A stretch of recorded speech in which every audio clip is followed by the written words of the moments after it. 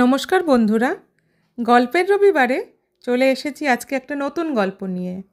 আজকের গল্পের নাম সুকুমার রায়ের লেখা ঠুকেমারি আর মুখেমারি।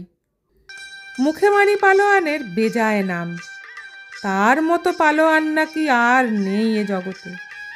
ঠুকেমারি সত্যিকারের মস্ত পালোয়ান। মুখেমারির নাম শুনে সে আর হিংসায় বাঁচে না। শেষে একদিন ঠুকেমারি আর থাকতে না পেরে কম্বলে 90 মণ আটা বেঁধে সে কম্বল কাঁধে ফেলে মুখেমারির বাড়ি রওনা হলো। পথে এক জায়গায় বড্ড পিপাসা আর খিদে পাওয়ায় ঠুকেমারি কম্বলটা কাঁধ থেকে নামিয়ে একটা ডোবার ধারে বিশ্রাম করতে বসলো। তারপর চোঁ চোঁ করে এক বিষম লম্বা চুমুক দিয়ে ডোবার অর্ধেক জল খেয়ে বাকি অর্ধেকটায় সেই আটা মেখে নিয়ে সেটাও খেয়ে ফেলল। শেষে মাটিতে শুয়ে নাক ডাকিয়ে ঘুম দিল। সেই ডোবাতে একটা হাতি রোজ জল খেতে আসতো। সেদিনও সে এলো জল খেতে, কিন্তু ডোবা খালি দেখে তার ভীষণ রাগ হলো। পাশেই একটা মানুষ শুয়ে আছে দেখে সে তার মাথায় দিল গোদা পায়ের এক লাথি। ঠুকেমারি বলল, ওরে, মাথা টিপেই দিবি যদি একটু ভালো করে দে না বাপু। হাতির তখন আরও বেশি রাগ হলো। সে শুঁড়ে করে ঠুকেমারিকে তুলে আছাড় মারতে চেয়েছিল, কিন্তু তার আগেই ঠুকেমারি তড়াক করে লাফিয়ে উঠে হাতিমশাইকে থলের মধ্যে পুরে রওনা হলো। খানিক দূরে গিয়ে সে মুখেমারির বাড়িতে এসে হাজির হলো আর বাইরে থেকে চেঁচাতে লাগলো, কই হে মুখেমারি, ভারী নাকি পালোয়ান তুমি? সাহস থাকে তো লড়ো না এসে। শুনে মুখেমারি তাড়াতাড়ি বাড়ির পেছনে এক জঙ্গলের মধ্যে ঢুকে পড়ল। মুখেমারির বউ বলল, কর্তা আজ বাড়ি নেই, কোথায় যেন পাহাড় ঠেলতে গিয়েছেন। ঠুকেমারি বলল, এটা তাকে দিয়ে বলো যে এর মালিক তার সঙ্গে লড়তে চায়।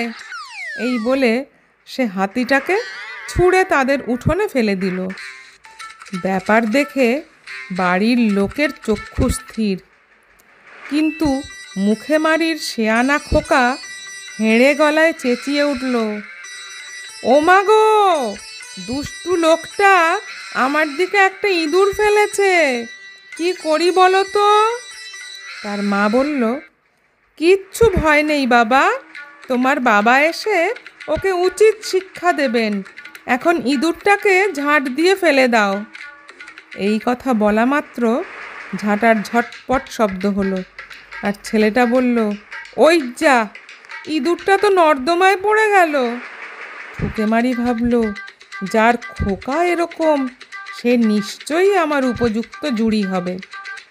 বাড়ির সামনে একটা তাল গাছ ছিল, সেইটা উপড়ে নিয়ে ঠুকেমারি হেঁকে বলল, ওরে খোকা, তোর বাবাকে বলিস যে আমার একটা ছড়ির দরকার ছিল, তাই এটা নিয়ে চললাম।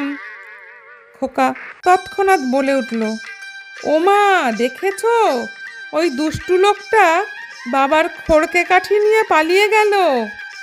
খড়কে কাঠি শুনে ঠুকেমারির চোখ দুটো আলুর মতো বড় হয়ে উঠল।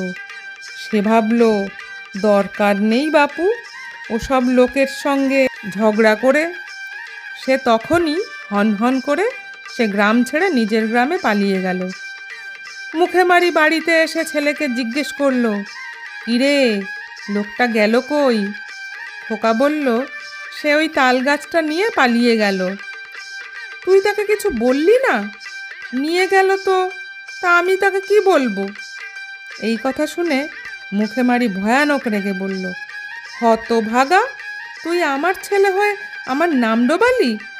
দরকার হলে দুটো কথা বলতে পারিস নে, যা, আজই তোকে আমি গঙ্গায় ফেলে দিয়ে আসব।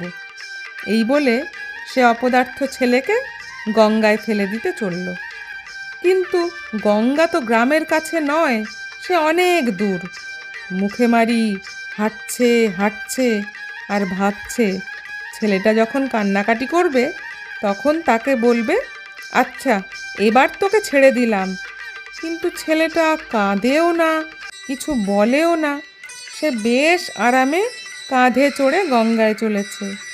তখন মুখেমারি তাকে ভয় দেখিয়ে বলল, আর দেরি নেই, এই গঙ্গা এসে পড়ল বলে। ছেলেটা চট করে বলে উঠল, হ্যাঁ বাবা, বড্ড জলের ছিটা লাগছে। শুনে মুখেমারির চক্ষু স্থির। সে তখনই ছেলেকে কাঁধ থেকে নামিয়ে বলল, শিগগির বল সত্যি করে, লোকটাকে তুই কিছু বলেছিস কি না? ছেলে বলল, ওকে তো আমি কিছু বলিনি, আমি মাকে চেঁচিয়ে বললাম, দুষ্টু লোকটা তোমার খড়কে কাঠি নিয়ে পালিয়ে গেল। মুখেমারি এক গাল হেসে তার খোকার পিঠ থাবড়ে বলল, সাবাস ছেলে, বাপ কা বেটা। যদি আমার গল্প পাঠ আপনাদের ভালো লেগে থাকে তাহলে প্লিজ একটা লাইক করে দেবেন, আর কমেন্ট করে অবশ্যই জানাবেন কেমন লাগছে গল্প পাঠ। আর আমার চ্যানেলটা সাবস্ক্রাইব করতে ভুলবেন না যেন। আর পাশে থাকা বেল আইকনটা অবশ্যই ক্লিক করে দেবেন, যাতে কোনো গল্প আপলোড করলে তা সঙ্গে সঙ্গে আপনাদের কাছে পৌঁছে যায়। দেখা হচ্ছে পরবর্তী রবিবার আর একটি গল্প নিয়ে। সুস্থ থাকুন, ভালো থাকুন, গল্পে থাকুন।